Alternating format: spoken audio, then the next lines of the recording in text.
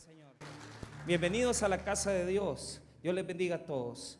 Gracias por estar con nosotros en esta noche de día miércoles. Vamos a abrir nuestras Biblias en en la epístola a los Romanos, como hemos quedado. Vamos a leer el versículo número 7. Romanos 12, 7. Vamos a estudiar los dones prácticos. No creo que podamos avanzar mucho, pero por lo menos dos dones sí los vamos a estar revisando. Romanos 12, verso número 7. Tengo mucho volumen, si me lo pueden regular sería bueno, porque es muy fuerte. Romanos 8, 7. ¿Lo tenemos? 12, 7. Ahí estamos, ¿verdad? Muy bien, vamos a leer ese versículo. La palabra de Dios dice así: o si de servicio, mire bien, en servir, o el que enseña en la enseñanza, el que exhorta en la exhortación, el que reparte con liberalidad, el que preside con solicitud, el que hace misericordia con alegría. Vamos a orar. Padre, te damos las gracias por tu bondad, por tu misericordia. Te pedimos, Señor, que en esta noche puedas hablar a nuestros corazones a través de tu Espíritu Santo. Bendito Dios, eres un Dios bueno, que nos da siempre bendiciones grandes. Y por eso en esta noche oramos por aquellos que no te conocen, para aquellas personas que tal vez vienen por primera vez, que sea usted, Señor, tocando sus corazones, bendiciendo sus vidas. En el nombre de Jesús, amén y amén. Pueden tomar asiento, amados hermanos. Muy bien. Fíjese bien, hemos quedado en la conformación del cuerpo de la iglesia.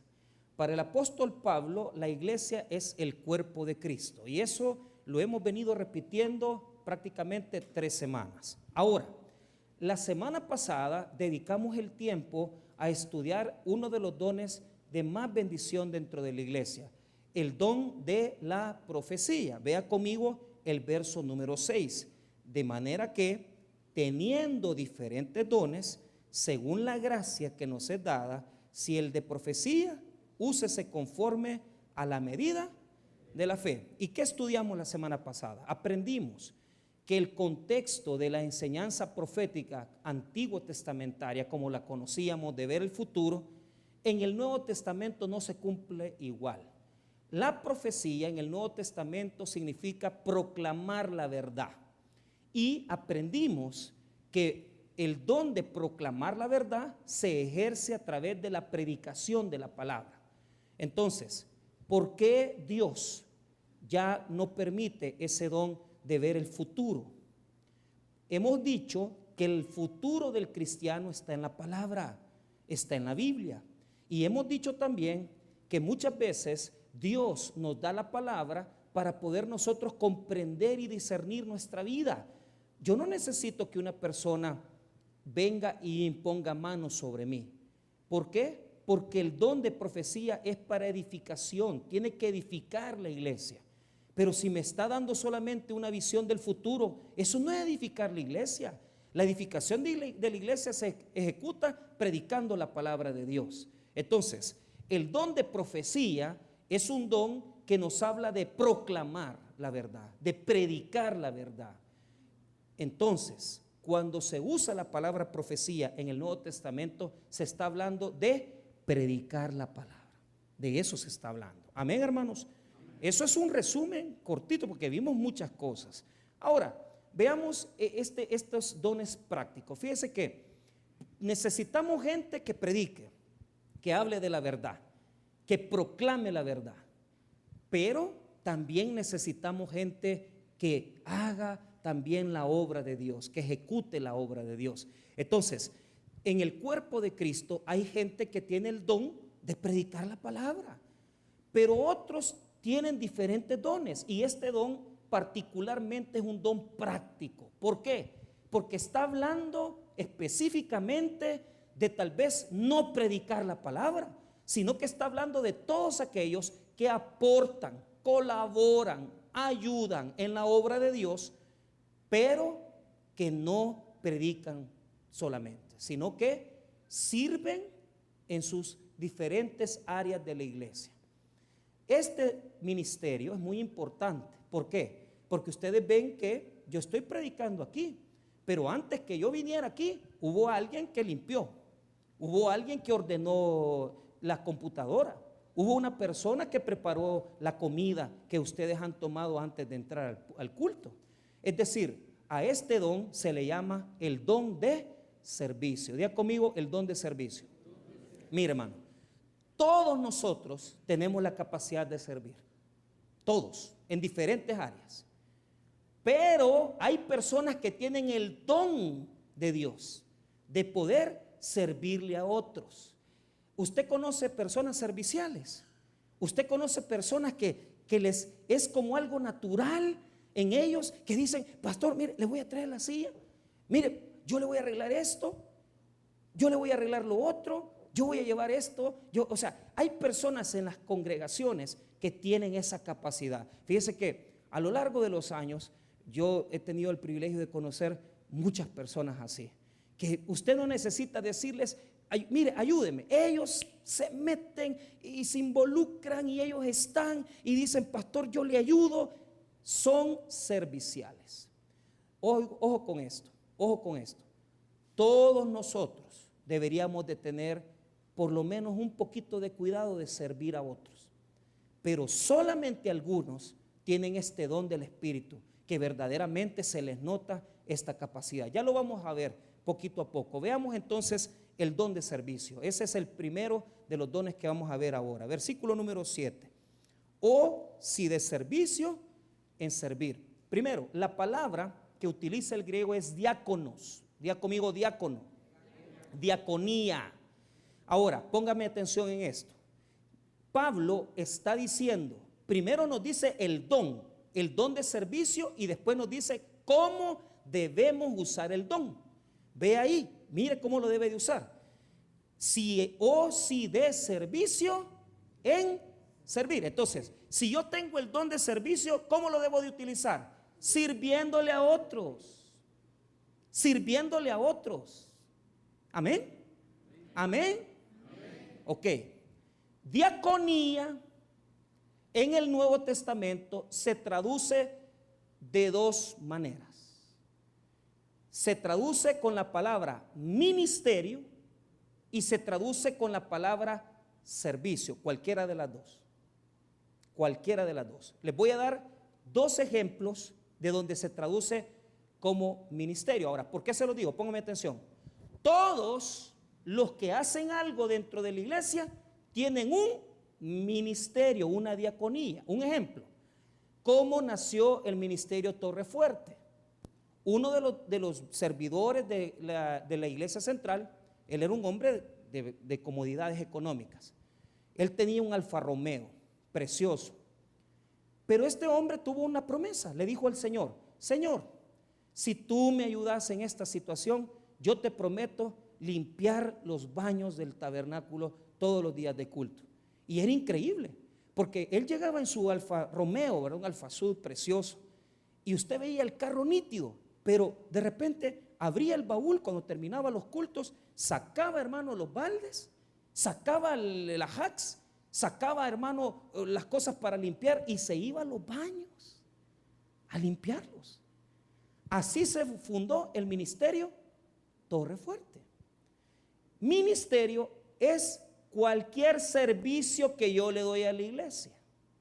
Si el día de mañana usted se inventa, yo estoy orando porque Dios levante aquí el ministerio de Macabeos. ¿Qué es el ministerio de Macabeos? El ministerio de seguridad. Necesito 2 gorilas así de grandotes que... Sí, pues, ¿quién va a cuidar la iglesia? Pues, y aquí hay malacates, no les estoy, 3 cruces me vinieron a tirar, ya les dije, 3 cruces aquí y 4 cruces. Entonces el domingo yo le hablé a una bruja y le dije, mira vos, te voy a mandar el video y me decís qué tipo de amarre es este. Y después de haber hecho la investigación, la bruja me dijo, pastor, lo que quiere el que le está poniendo las cruces es que se vaya usted de la iglesia. Me dijo, así me dijo. Y risa les daba. Digan que van a orar por lo menos, me vamos a orar por usted.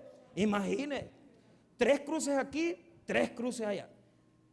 Que se vaya de la iglesia, quiere. No, yo ya estoy orando porque se muera. No, yo no estoy a dar a medio muerta, que muera bien a la bruja. Pero mire, lo que le quiero decir es, todos nosotros podemos levantar un ministerio en particular. Ministerio es diaconía, un ejemplo sencillo. Usted quiere levantar el ministerio Macabeos, porque Macabeos fueron los que defendieron, hermano, prácticamente el templo en una gran crisis, cuando Antíoco Epífanes quiso hacer una profanación de la cultura judía. Los macabeos se levantaron en una protesta y no permitieron que los helénicos metieran toda la cultura, ¿verdad?, griega dentro de la comunidad judía. Entonces, otro servicio, tal vez hay personas aquí que dicen, mire, fíjese, pastor, que mi ministerio, por ejemplo, la hermana Silvia, además de todos los ministerios que tiene, es de recoger bolos también, ¿verdad? Entonces, todos los bolos que vea afuera, ella los voy a traer, pastor, y aquí me vienen a hacer bulla los bolos. Entonces, ese es un ministerio, parece risible, pero ¿sabe qué? Hasta los bolitos necesitan salvación, ¿me entiende? Ahora, no me los traiga, por favor. Pero hay diferentes ministerios. Cuando se hace un ministerio y se hace para la iglesia y para el Señor, eso es diaconía. Eso es diaconía. Diaconía es la acción de servir. Diaconía significa en griego servicio o ministerio. Veamos estos versículos para que nos quede claro. Vea estos dos versículos sencillos para que usted pueda verlos. 1 Corintios 12, 5. 1 Corintios 12, 5. Allí se traduce como ministerio. 1 Corintios 12, 5. Ni lo que dice. ¿Lo tiene? Si quiere leer el 4 para que le quede un mejor entendimiento. Ahora bien, hay diversidad de dones, pero el Espíritu es el mismo. Y hay diversidad de ministerios, pero el Señor es el mismo. Ministerio es entonces todo servicio que se hace dentro y fuera de la iglesia para el Señor. Amén, hermanos. Si usted dice, mire, pastor, fíjese que yo voy a levantar un ministerio. Aquí tenemos muchos ministerios. Tenemos el ministerio Samuel, que le da desayuno a los niños todos los domingos. Tenemos el ministerio del banco de alimentos, que todos los meses, hermano, le entrega una bolsa de víveres a los adultos mayores y a los hermanos del ministerio de sordos. O sea, mire, hermano, hay espacio donde servir, pero la gente no quiere servir. Aquella persona que tiene esa capacidad de servirle al otro, tiene el don de servicio. Ahora, la pregunta es cómo nació. Esa es la pregunta teológica. Y esto les tengo que dar un poquito de teología, pero un poquito nada más. No los quiero aburrir, no les quiero meter cosas que no se deben. Pero para entender cómo surge este don del servicio, les tengo que leer estas cositas. Este libro lo escribió Justo L. González y es un libro muy bonito, se llama Breve Historia del Domingo.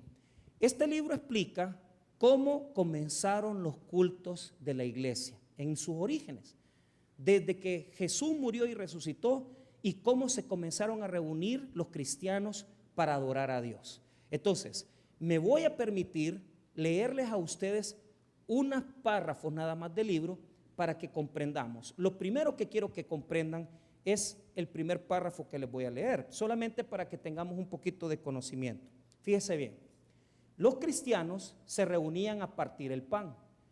¿Cómo se hacía eso? Pónganme atención. Los judíos, la comunidad judía, se reunía desde el viernes en la noche a las 6 hasta el sábado a las 6. Eso es para ellos Sabbat. Entonces, los cristianos, los primeros cristianos que no fueron judíos, después de terminar las 6 de la tarde del sábado, se iban a comer. Los cultos eran de comida. Aquí lo que deberíamos de tener es un gran banquete. Les predico primero y ustedes traen comida y después partimos el pan. ¿Sabe usted que por eso se escribió la epístola a los Corintios? ¿Sabe por qué? Porque ya cuando ellos comenzaban a tener su culto, por ejemplo, aquí habían hermanos que tienen su pistillo, así como la hermana Silvia que le mandan pisto de Estados Unidos. Entonces, están los hermanos que tienen para McDonald's. No, bueno, los hermanos que tienen para comer un poquito mejor. Entonces, los hermanos que tienen para comer un poquito mejor traían una comida más cara. Los esclavos y los sirvientes traían comida más humilde.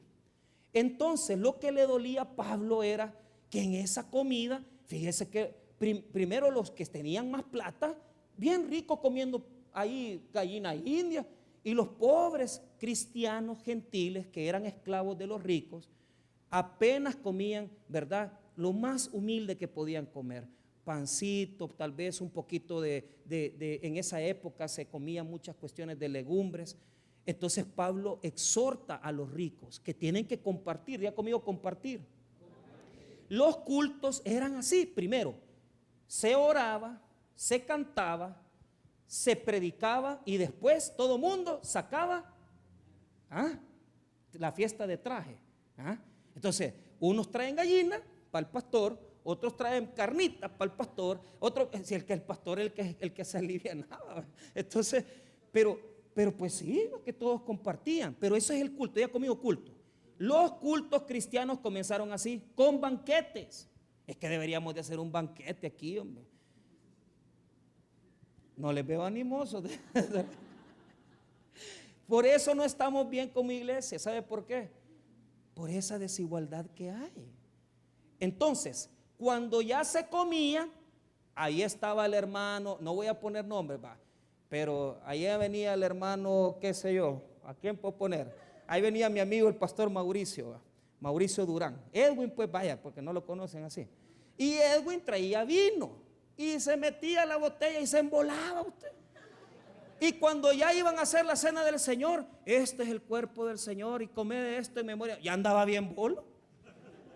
Por eso Pablo corrigió a la iglesia de Corinto, porque traían la comida, no compartían, y lo otro problemático es que los bolitos se embolaban antes de tiempo y cuando ya iban a hacer la cena del Señor, ya estaban bolos. Diga conmigo, desorden. Eso no tiene que darse en la iglesia.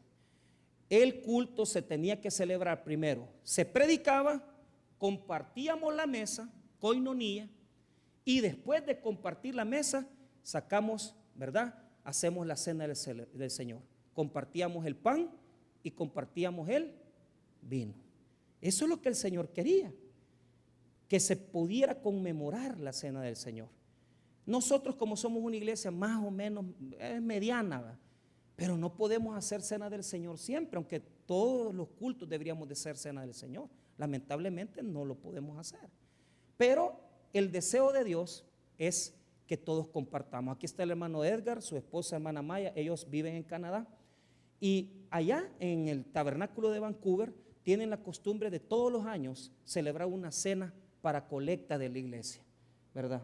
Ya quizás voy a hacer una colecta aquí de buena para el terreno, vamos a ver si sacamos unos 30,000 pesos, vamos a ver, pero bueno, pero eso es cuando la iglesia está unida. Pero nosotros somos bien separados. Yo veo que muchas veces la iglesia, que por allá un grupito, el otro grupito aquí, y estos no comparten el uno con el otro. No es así. Deberíamos de compartir todos más tiempo, más experiencia. Me contaba el hermano Carlitos, ¿verdad? Fíjese que Carlitos me dijo, fíjese pastor, que quiero que me case, lo vamos a casar en diciembre. Pero fíjese que mi familia no va a venir, me dijo. ¿Y quiénes van a venir? Todos los hermanos de Torrefuerte. Qué bueno, le digo. Entonces, los hermanos de Torrefuerte son los que le van a hacer. Ellos son mis hermanos, me dijo. Yo quiero que ellos estén en la boda. Está bien, le digo, solo garantice que le van a traer regalo de sobre todo, le digo yo. Porque, pues sí, el hombre se va a poner la soga, tiene que celebrar bien la boda. Entonces, eso se llama compartir, koinonía, iglesia. Entonces, ¿dónde salió el servicio? Les voy a decir de dónde surge el don de servir. Primero les leo rápido, solo para que tengan una idea. Dice aquí, rápidamente, con respecto a partir el pan. Por lo tanto, la costumbre cristiana de partir el pan siempre tuvo conexiones estrechas con la fiesta de Pascua de los judíos. Celebraban su liberación del yugo de Israel. Al igual que en esa cena, el partimiento del pan incluía la bendición sobre el vino y el pan. Pero había la importante diferencia de que mientras la cena judía se celebraba una vez al año, al comienzo de la Pascua, los cristianos, se reunían para partir el pan con mayor frecuencia, al menos una vez a la semana. ¿Qué día se reunían los cristianos? Después que terminaba el sabbat judío, se reunían el sábado en la noche. Así comenzaron los cultos, mire, reuniéndose para comer. Ahí, después de las 6 de la tarde, todos traían su comidita, se predicaba, se cantaba y después se sacaba la comida y se celebraba la cena del Señor. Amén, hermanos. Qué bonito, ¿verdad?, que fuéramos así. Vaya, entonces aquí dice, mire, del anochecer del sábado al domingo por la mañana. Les voy a leer este párrafo. Escuchen, en todos los textos en que se menciona un día particular para la reunión cristiana, se trata normalmente del día del Señor, del primer día de la semana. O en textos dirigidos a los gentiles, se les dice, en otras partes, ese texto se dice el día del sol. Así se le llamaba afuera de la Biblia al día domingo. Por eso se llama Sunday. Sunday en inglés, día del sol. El primero de estos textos se encuentra en el Nuevo Testamento, Hechos 20. Si usted quiere, vea a qué horas se estaban reunidos. Mire lo que dice Hechos 20. Vamos a Hechos 20, rápido. Hechos capítulo 20.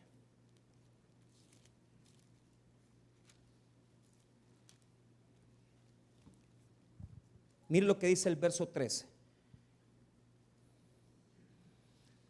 Nosotros, adelantándonos a embarcarnos, navegamos a Asón para recoger ahí a Pablo, ya que así lo había determinado, queriendo él ir por tierra. Cuando se reunió con nosotros en Asón, tomándole a bordo, venimos a Mitilene. Navegando de ahí, al día siguiente llegamos delante de Quío, y al otro día tomamos el puerto Samos, y habiendo hecho escala en Trogilio, al día siguiente llegamos a Mileto, porque Pablo se había propuesto pasar de largo a Éfeso para no detenerse en Asia, pues se apresuraba por estar el día de Pentecostés, si le fuese posible, en Jerusalén. Ahora, mire lo que dice este versículo. Antes, ahí perdóneme que me equivoqué, fíjese, perdóneme porque no sé por qué ando así. Es que en la mañana anduvimos en el hospital y eso me dejó algo extraviado. Vea lo que dice el verso 7, ahí está, el 7. El primer día de la semana, reunidos los discípulos para partir el pan, Pablo les enseñaba, habiendo de salir al día siguiente, y alargó el discurso hasta la medianoche. O sea, se reunieron después de las 6 del día sábado y predicó tanto que llegó hasta la medianoche. O sea, es decir, para nosotros ya el día domingo, ¿verdad? Entonces, vea lo que dice el siguiente versículo, 8. Y había muchas lámparas en el aposento alto donde estaban reunidos. Y un joven llamado Eutico, que estaba sentado en la ventana, rendido de un sueño profundo, por cuanto Pablo disertaba largamente, vencido del sueño, cayó del tercer piso abajo y fue levantado muerto. O sea, predicó tanto Pablo, o sea, que se durmió el cliente, se durmió y se cayó y se mató, papá. No le vaya a pasar eso, que en un culto se vaya a dormir. O sea, el versículo en griego quiere decir que predicó tanto, o sea, había predicado tanto que ya llegó a la medianoche y se durmió, y en la dormida se mató. Pero Pablo lo va a levantar. Entonces, ¿qué quiero que vean ahí? Se reunían por la noche el día sábado. Entonces, ¿qué es lo que sucedía ahí? Se reunían con la comida, se compartía la comida y se partía el pan. Eso es lo que quiero que ustedes vean. Ahora, para cerrar este punto, ¿cómo nace entonces ese servicio? Ponga atención.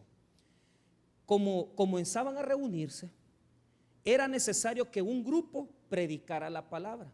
A esto se le llama servicio de la palabra. Diga conmigo, servicio de la palabra. Y la segunda parte del culto se llamaba servicio de la mesa. El culto tenía dos partes: el servicio de la palabra y el servicio de la mesa. La diaconía de la palabra y la diaconía de la mesa. Vaya conmigo a Hechos capítulo 6, ahí lo va a ver usted. Ahí surgió, hermanos, el servicio cristiano. Ahí surge tal como lo conocemos como servicio cristiano. Hechos capítulo 6, ve ahí usted va a ver que en esa reunión que se hacía después del culto sabatino, del día sábado, perdón, ellos comenzaban a predicar la palabra y después de predicar la palabra compartían la comida. Vea lo que dice Hechos 6. En aquellos días, verso 1, como creciera el número de los discípulos, hubo murmuración de los griegos contra los hebreos, de que las viudas de aquellos eran desatendidas en la distribución. Entonces se reunían y las viudas griegas se veía que había diferencia, porque las viudas de los hebreos sí comían bien. Entonces, antes que se hiciera un problema, porque mire, por ejemplo aquí, cuando de alguna manera, por ejemplo, vamos a hacer una premiación o alguna cosa, la gente murmura, dice, a ese le dan el premio, y ese es el que está, vas a creer, a ese es el que le han dado el ministerio, si ese ni viene a la iglesia, si ese una vez al año viene, va. Por ejemplo, las rifas me pasa eso, yo rifo un televisor y se lo lleva el más pecador, va. Y los hermanos que vienen todos los días, mira, ¿quién se lo llevó? Dice, si este ni viene a la iglesia, este ni viene al culto, si este allá donde el otro pastor se congrega, dice. Entonces, bueno, murmuración, ¿ya conmigo murmuración? Entonces, mire lo que dice, mire lo que dice. Quiero que vean en el verso 1 que había una desatención en la distribución diaria. 2. Entonces los 12 convocaron a la multitud de los discípulos y dijeron, no es justo que nosotros dejemos la palabra de Dios para servir, ahí está, mira, para servir a las mesas. O sea, tenían que dejar de predicar para poder servirle a las viudas. ¿Y cómo el profeta va a dejar de predicar? Por eso tenemos aquí a tanto hermano que sirve. Ahí tenemos hermano William que sirve con los niños. Aquí tenemos a la hermana Flor que sirve en Torre Fuerte. Aquí están todos los hermanos que sirven en otras cosas, porque yo no puedo hacerlo todo.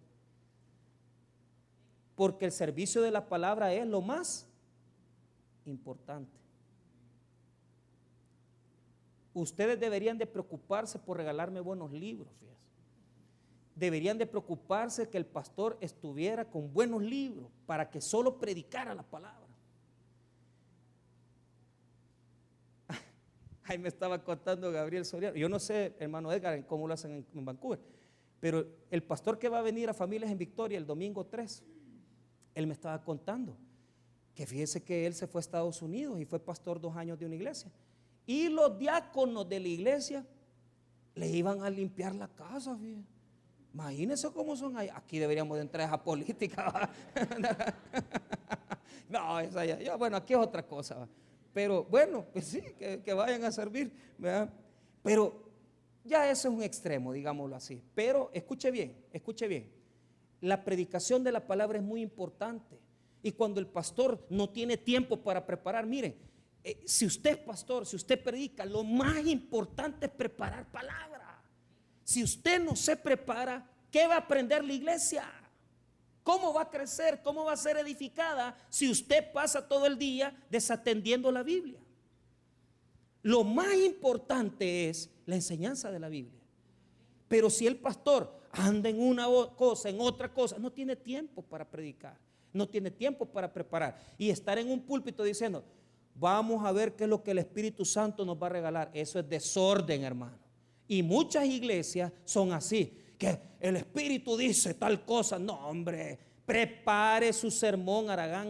O sea, es gente desordenada que no puede preparar su mensaje. Ellos, los apóstoles, predican, pero como se necesita quien sirva las mesas, mire lo que hicieron ahí, versículo número 3. Buscad pues, hermanos, de entre vosotros a 7 varones de buen testimonio, llenos del Espíritu Santo y de sabiduría, a quienes encarguemos de este trabajo. 4. Y nosotros persistiremos en oración y en el ministerio. ¿Para qué delegaron diáconos? Para que hubiera tiempo para los apóstoles de orar y predicar, preparar la palabra de Dios. En lo que ellos oraban y predicaban, los diáconos servían las mesas. Ahora ve ahí, rápido, versículo 5. Agradó la propuesta a toda la multitud y eligieron a Esteban, varón lleno de fe y de Espíritu Santo, a Felipe, a Prócoro, a Nicanor, a Timón, a Pármenas y a Nicolás, prosélito de Antioquía, a los cuales presentaron ante los apóstoles, quienes orando les impusieron las manos. Ahí escogieron los primeros diáconos. Entonces, la necesidad del servicio surgió porque no todo lo puede hacer el predicador. Y se necesita gente que tal vez diga, "Mira, no, yo voy a servir las mesas, yo voy a ordenar aquí, yo voy a ir a abrir la iglesia, yo voy a ir a barrer, yo voy a ir a limpiar un baño, yo voy a pastor, yo le voy a ayudar a cocinar, yo le voy a ayudar en el ministerio de cafetería". ¿Por qué? Porque el objetivo del servicio es servirnos entre nosotros como hermanos. Amén, hermanos. Amén, hermanos. Aquí no estamos para ser, ya lo vamos a ver, no estamos para poder servirle a una sola persona. A nosotros nos honran, nos dan grandes privilegios. Pero eso no debe de existir en la iglesia evangélica, porque es eso lo que la iglesia tradicional acuñó. Por eso es que la iglesia tradicional divide su jerarquía en el papado, el pontificado. Entonces, porque hay una jerarquización. Y esto llevó a la iglesia a un deterioro. ¿Por qué? Porque se entendió que los únicos que podían estudiar y leer la palabra eran los sacerdotes, pero el pueblo no podía leerla. ¿Por qué? Porque el sacerdote sí tiene capacidad. El sacerdote sí estudia, entonces él sí puede predicar la palabra y leerla. No es así, hermano. En la iglesia todos somos iguales. Todos tenemos el mismo valor ante los ojos del Señor. Y todos tenemos la capacidad de servir los unos a los otros. No hay tal cosa aquí que uno es más, que otro es menos, que el que tiene pisto, que el que no tiene pisto. Todos somos iguales ante los ojos de Dios. Y no debería de haber papados, ni debería de existir esa jerarquía. Hoy los evangélicos se han inventado apóstol, profeta. Por Dios, hermano, eso es ir para atrás. Fíjese que usted a mí me puede decir pastor o puede decirme hermano, pero muchas veces en nuestra iglesia se acostumbra decir pastor, pero en otras iglesias como la Misión Centroamericana se hermano pastor o hermano simplemente. ¿Por qué? No hay jerarquía. No hay jerarquía, hermanos. Por eso la iglesia se deterioró, por comenzar a definir nombres.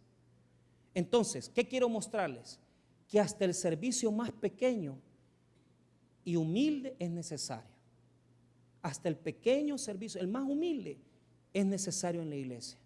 Hasta el venir, hermano, y limpiar. Yo tenía una hermana en Usulután que su ministerio, la hermana de Bermúdez, todos los cultos de la iglesia, la hermanita nunca dijo nada.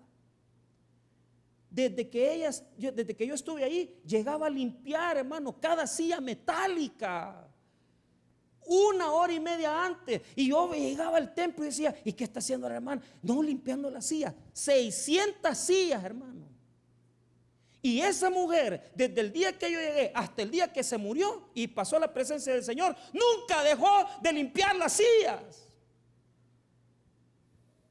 Nadie la veía, nadie le aplaudió. Nunca le demos un premio en este mundo, pero yo le garantizo que el Señor sí la va a premiar, hermano, porque Dios bendice ese servicio humilde.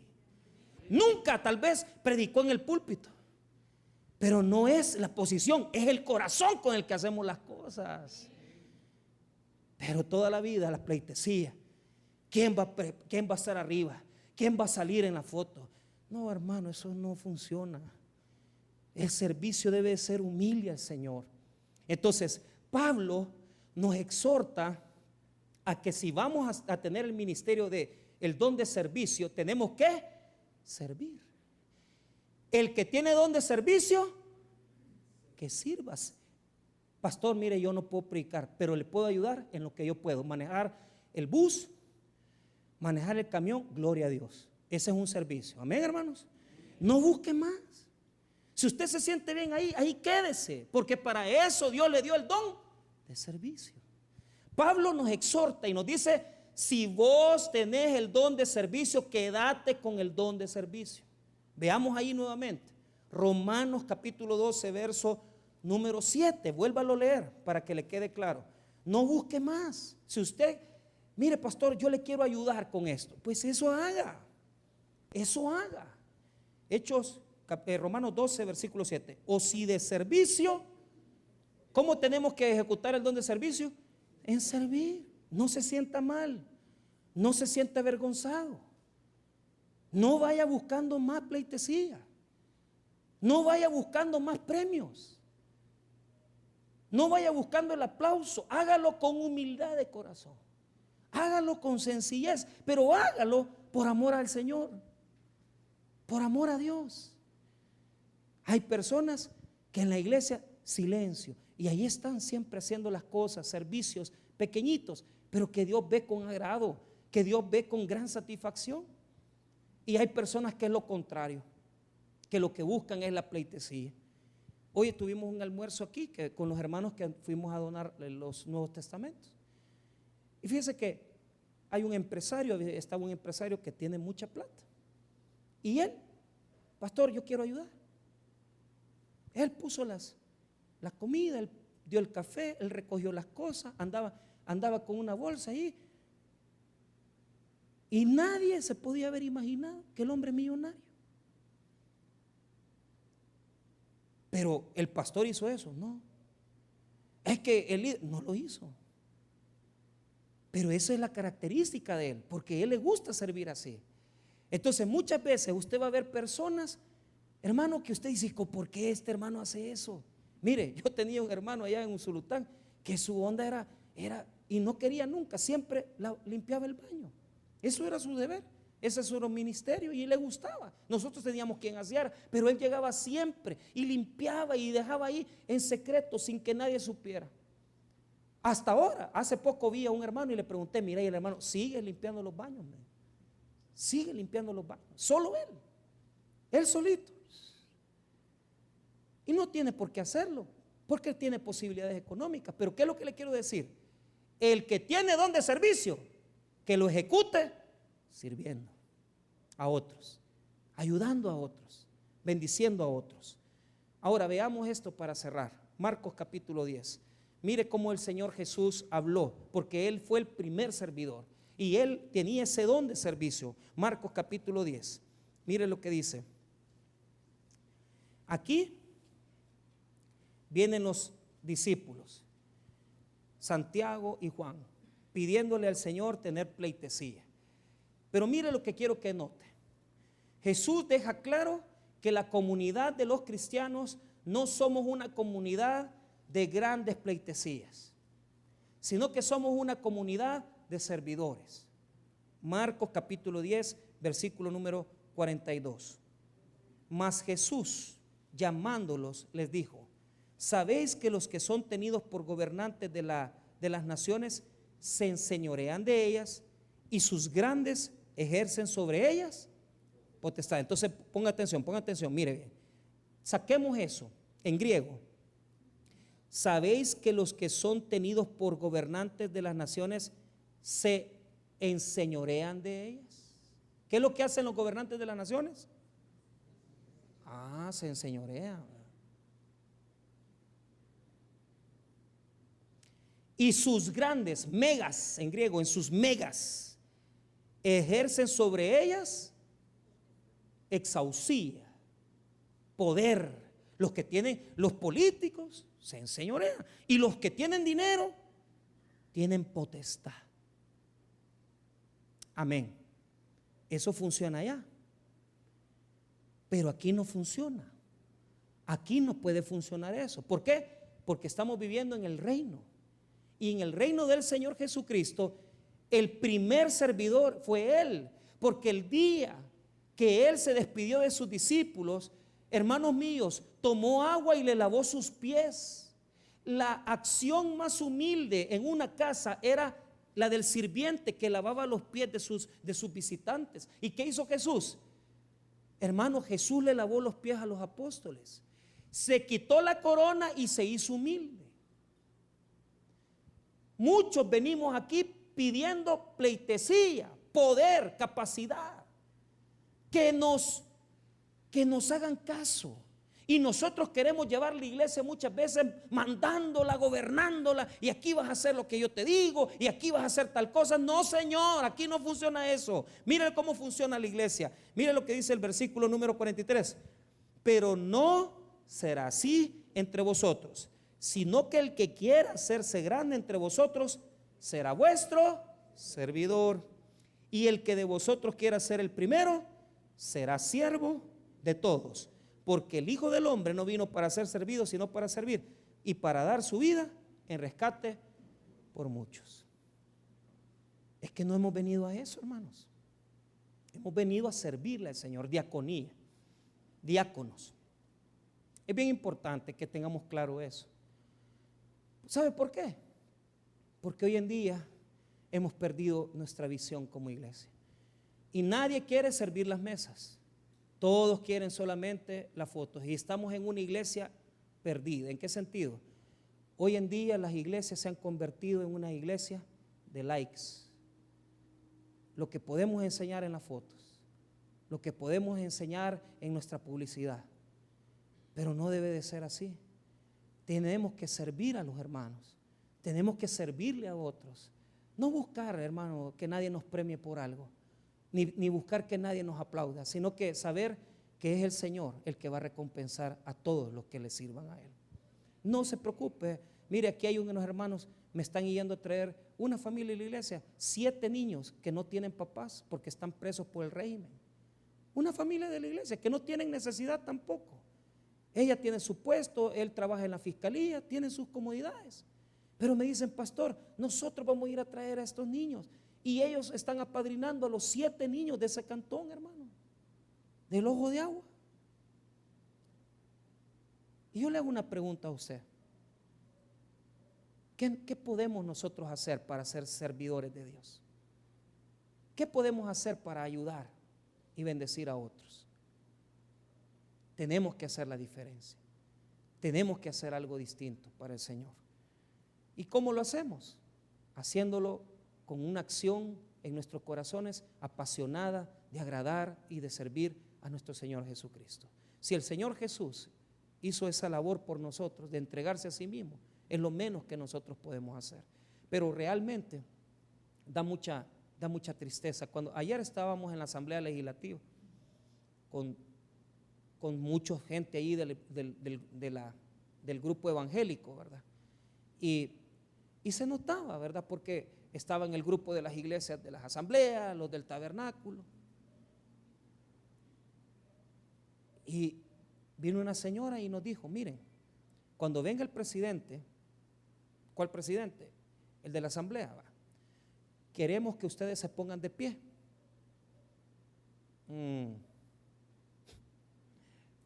Entonces, estábamos ahí esperando que entrara el presidente. Entró el presidente y yo no me paré. Como no me paré, hermano, porque no me iban a ver de menos todos, me iban a decir, este es mirá el rebelde del tabernáculo, que no sé qué. Pero yo digo, si a estos hombrecitos que tienen 3 años de estar ahí, ¿cómo les rinden las grandes pleitesías? Porque a nuestro Señor Jesucristo nosotros no le podemos rendir lo mínimo, que es el servicio que le debemos a Él. Y me dio mucha tristeza. Porque no es, hermano, los emperadores, los reyes se enseñorean. Y a los políticos, si así como le aplaudimos a los políticos, le aplaudiéramos a Cristo, y si así como muchas personas se van para ir a servir para otras áreas y para otras cuestiones políticas, nosotros le sirviéramos mejor a Dios, nuestra vida fuera diferente. En lugar de andar buscando el aplauso y el beneplácito de las personas, mejor servirle a Cristo. Sírvale a Jesús. No le sirva ningún ideal. El único ideal más grande es el Señor Jesucristo, y Él lo va a bendecir a usted si le sirve. Si usted viene a la iglesia, si usted comienza a entregar su tiempo, su trabajo. Aquí está el pastor Ricardo Gómez y mi primo Alex Velázquez. Ricardo sabe, cuando íbamos a Misata, íbamos 7 kilómetros caminando debajo del sol, nunca buscamos premios, nunca buscamos pleitesía. Cuando estuvimos en Chalchuapa, los carros en que se iban a dejar a los hermanos eran los carros que yo les ponía, mira, anda a dejar a los hermanos. Pero ¿cómo venimos nosotros a la iglesia? No, vamos al culto nada más a ver qué vemos, a ver qué así. No, señores, comencemos a cambiar nuestra mentalidad y comencemos a poner al Señor en nuestros corazones, a servirle solamente a Él, porque Él es el único que merece toda nuestra adoración, todo nuestro servicio. Le servimos a medio mundo, le servimos a un patrón, le servimos a un jefe, le servimos, hermano, a cualquiera que esté en hegemonía, pero al Señor nadie le sirve. Y los ministerios están solos y la gente no quiere ir a ganar almas porque le da vergüenza, le da pena predicar el evangelio de Jesucristo. Pero el día que entiendas el poder que tiene el levantarte y que no te dé vergüenza el evangelio, hermano, que no te dé vergüenza, vas a entender que el verdadero Rey y Señor que se merece la pleitesía y la autoridad sobre tu vida es Él. Solamente a Él, solamente a Cristo, solamente a Él. Solo a Él sírvale. Solo a Él sírvale. Dios los va a bendecir. Yo no conozco un hermano en 26 años que haya servido humildemente y no esté bendecido por Dios. Y aquí son los testimonios de gente. Cada vez es más gente. Pastor, Dios me está bendiciendo, Dios me está llevando a Estados Unidos, Dios me está haciendo. Que Dios no tiene, hermano, cada esfuerzo que nosotros hagamos por su obra, por su reino, Él lo va a recompensar. No tenga la menor duda que Él no se va a quedar con nada. Y que lo que usted ponga en el ministerio, Dios se lo va a multiplicar. Porque Él no lo necesita. Él lo que quiere saber es si usted verdaderamente lo ama. Así que no tenga pena de poner su carro, no tenga pena de poner su dinero, no tenga pena de poner su salud, no tenga pena de poner su cuerpo, su trabajo, su tiempo, que siempre Dios le va a pagar más que cualquier jefe humano, porque Él no se queda con nada, Él no se va a quedar ni con un minuto. Que vos digas, voy a ir 1 hora a servir al albergue, voy a ir 1 hora a ganar alma, voy a ir 1 hora al hospital, anda a orar por los enfermos. La gente necesita oración, pero Dios en este día quiere hacerte esa gran pregunta: ¿a qué intereses les estás sirviendo? ¿Qué motivaciones te llevan a servirle a otras personas y no al Señor? Sírvele al Señor y pon en tu corazón a Jesús como el Señor verdadero de tu vida, y comenzarás a ver cómo en tu vida vas a cosechar las bendiciones que Dios quiere darte. Oremos en esta noche. Padre, te damos gracias por tu palabra, gracias por tu misericordia.